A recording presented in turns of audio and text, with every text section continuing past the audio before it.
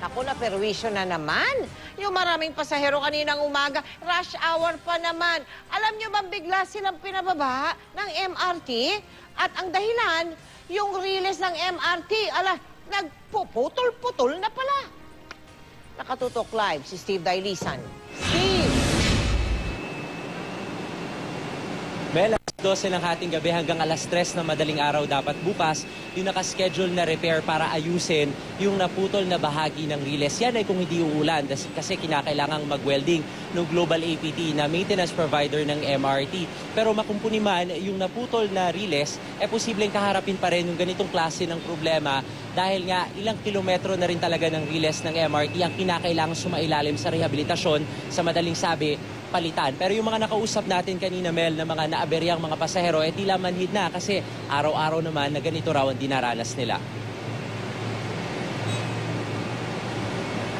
Sa gitna ng rush hour kaninang umaga, stranded ang mga pasahero sa iba't ibang stasyon ng MRT. Maraming nagbabaan matapos maantala na naman ang operasyon ng tren. Sa EDSA Show sa Mandaluyong, marami ang nagkukumahog makasakay ng bus. Sa EDSA Magallanes, wala namang masakyan ng commuters na pinababa ng MRT. Pagkalagpas kasi ng tren sa southbound direction ng Boni Station, tumulog ang alarma ng signaling system. Agad daw huminto ang tren, indikasyong may aberya sa riles. Nang suriin, putol na pala ang riles ng tren. Ang naputol na bahagi ng riles, kinabitan ng fish clamp o bakal at tornilyo para mapagana muli ang tren. Mabuti na lang, agad gumana ang alarm ng signaling system kaya naiwas sa disgrasya. Pag may naputol nga na rail, dapat hindi padaanan ng tren yan. Kasi siyempre, pag putol na yung rail, there is a big possibility na ma-derail yung ating mga tren. 8:40 na nagbalik normal ang operasyon ng MRT kahit di pa tuluyang nare-resolba ang problema. Nagkakaroon ng speed restriction in the area. That's only about 10 kph lang ang pwedeng takbo ng tren kung dadaan doon sa broken rail area. 16.9 kilometers ang kabuong haba ng riles ng MRT3. Sa bilang na yan, nasa hanggang 6 na kilometro ang kinakailangan ng palitan. Kabilang na yung naputol na riles sa bahagi ito ng Boni Station.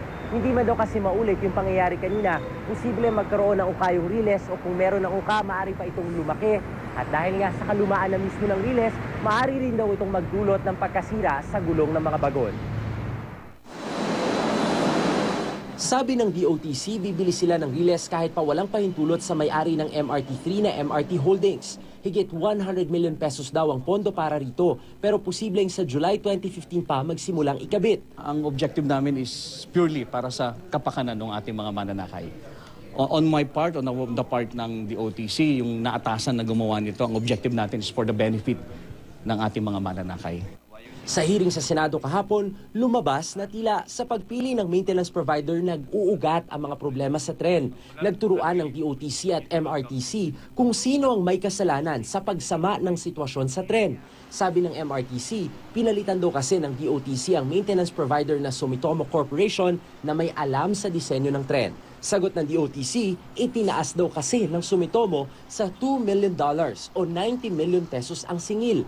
Ang PH Trams ang napili ng gobyerno na maintenance provider na pinalitan ng Global APT joint venture noong 2013. Ang sama-sama ng serbisyo ng MRT, dahil sa sitwasyong yan sa pagitan ng mga may-ari ng kumpanya, no nagpapatakbo ng kumpanya, and government on the other hand.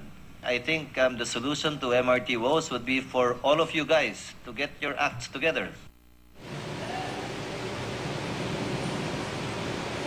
Alam mo, Mel, tinanong natin yung pamunuan ng MRT3, paano kung maulit-ulit yung ganitong sitwasyon? Ang sabi nila sa atin, dahil nga limitado na rin yung bilang ng pamalit na riles, posibleng manghiram na lang daw muna sila sa LRT Line 1. Lalo't sa December 1, paparating na rin naman daw yung mga bagong order na riles ng LRT Line 1 kung kakailanganin lamang naman habang hinaantay pa yung posibleng mabiling mga riles sa susunod na taon, Mel. Maraming salamat sa iyo, Steve Dailisan.